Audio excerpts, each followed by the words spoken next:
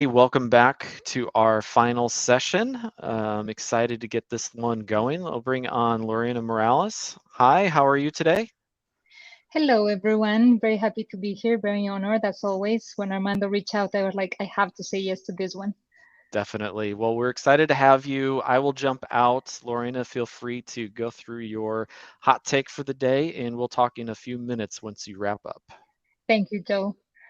Hi, everyone. We are going to talk about two topics that are super close to my heart these days because I am fully involved in the launch of a framework called OKRs, and I'm also in charge of lead management at JLL.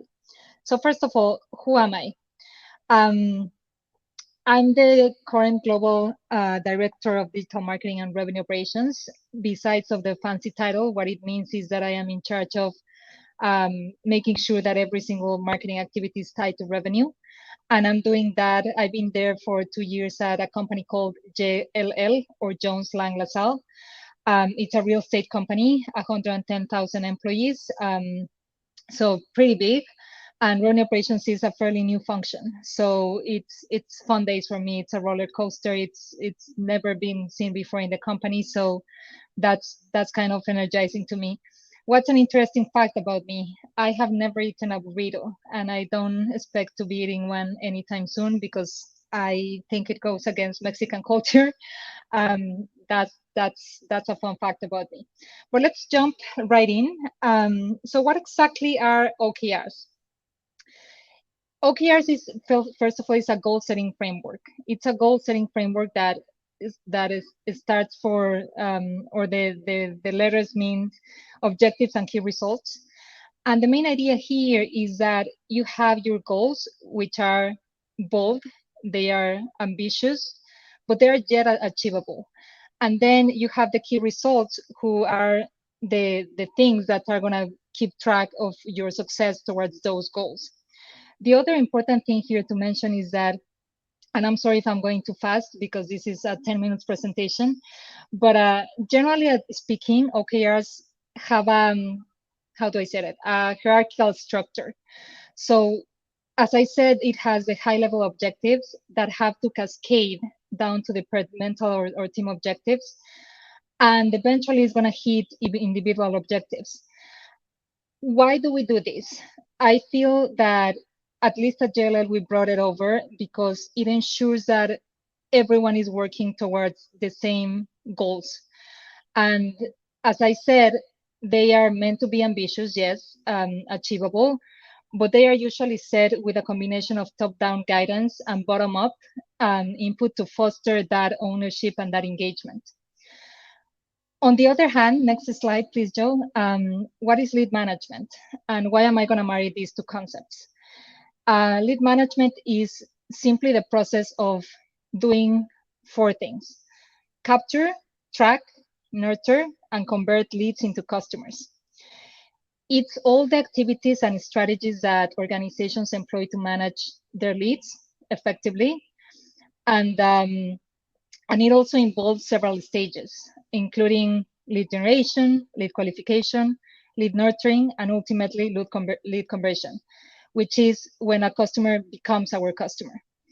Um, Once the leads are qualified, lead nurturing strategies are implemented to build relationships, which I think, and from my previous job, I realized that building relationships, it's a metric that should be accountable for every single marketing team and sales team in order to bring revenue. I said to my previous team that without relationships, you really don't have anything, because towards the end, I don't believe in B2C or B2B anymore. I believe in H to H, human to human.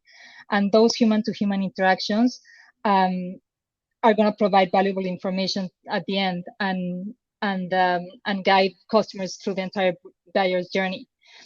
So what are some benefits of aligning these two things that I just talked to you about? The first one,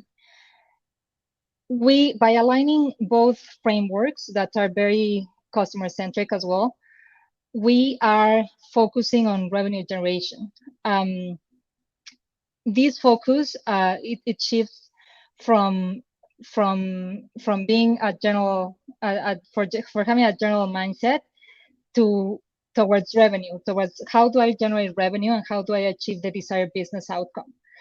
While OKRs provide a clear direction for lead management efforts, ensuring that the strategies are activities and that those activities are tied directly to overall organization goals. The second thing is it improves collaboration and alignment. When lead management is aligned to OKRs, the teams and individuals across the organization work towards a common objective.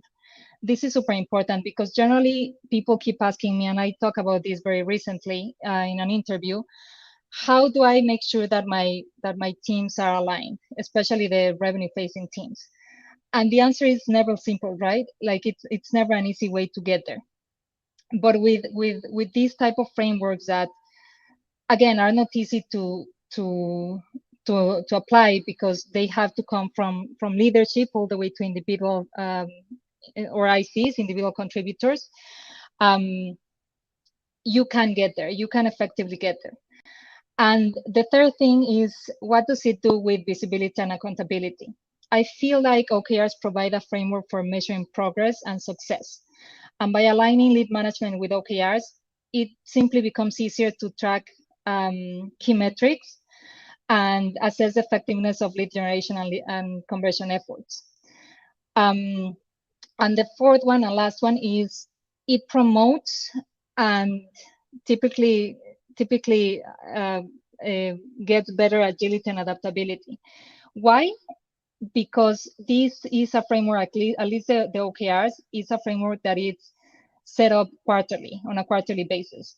And this allows organizations to adapt fast to their lead management strategies based on if the market is changing, if the customer needs something else, if I am expanding to other territories, if I am doing something new in the business. Or it can also be adapting to internal priorities that change all the time, especially for the SaaS world and especially for high growth companies. And ultimately, this flexibility, what it does, it enables teams to be more agile and in responding to opportunities and challenges, ensuring that lead management is always and it always stays aligned with the most current objectives. So those are the four main benefits that we see in lead management. That was the next slide, Joe. I went to my notes very quickly. So we talk about these four.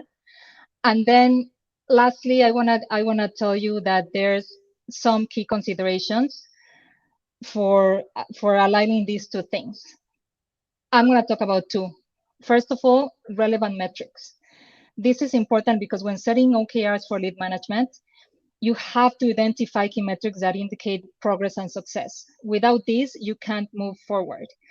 These metrics should be aligned with the stages of the lead management process that I already mentioned before, and should provide actionable insights for optimizing lead generation, qualification, nurturing, and conversion. The most important thing that I want you to know here is that choosing the right metrics helps in tracking performance and making data-driven decisions. Every organization should be aiming to be a data-driven decision organization, because without data, you don't have a real story. You don't have how the customers are moving through the entire funnel. Which, by the way, is not a funnel anymore. It's a bow tie. I believe in the bow tie system, but for better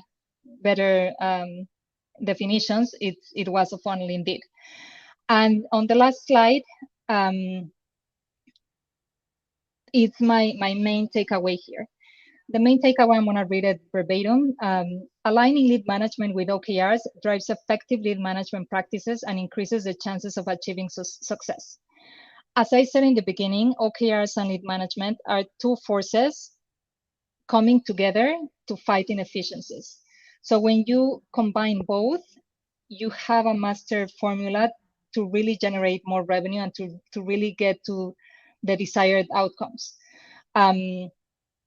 So this is a fast presentation just to kind of get you started to at least pique your curiosity on, like, what the hell is an OKR? How do I implement it at my organization? And how does this marriage with lead management? Because lead management can be really hairy. It's a problem that I've seen in organizations that tends to be very different from one to the other. For example, the lead qualification process sometimes is automated, sometimes it happens with a human, sometimes it's both. And in both frameworks, you need to have goals, and goals that are yes bold, but that I, as I said before, that you can still get to those goals. So that's the presentation. If you have more questions about OKRs and lead management, it's something that I am working on every single day, trying to bring a good model to JLL. And here's my LinkedIn. I'm always very happy to connect with literally everyone. So just feel free to add me, and see you there. Awesome. Thank you, Lorena. Appreciate that. Love the presentation. I think making sure that everybody's got something they're accountable to, even on that marketing team with lead generation, is just immensely powerful. Like you said, you're building relationships with clients. You're selling human to human. You're not just dealing with numbers, but you got to be able to track it. You got to be able to know where you can make improvements or find the fix. So, yeah, I think we all took away something great from that. Like you said, feel free to connect with you on LinkedIn, I'm sure. But thank you so much for joining. Appreciate the presentation, and best of luck for the rest of the summer. Thank you, Joe. Definitely, thanks. And for everybody else, we are going to end just maybe a minute or two early, but don't forget to catch the wrap up on the main stage. So we should be kicking off with that shortly. And appreciate everybody joining. Lots of tons of great information. We'll be following up with links to presentations and things like that post event. But thank you so much for joining us today, and looking forward to meeting you all up on that main stage here shortly.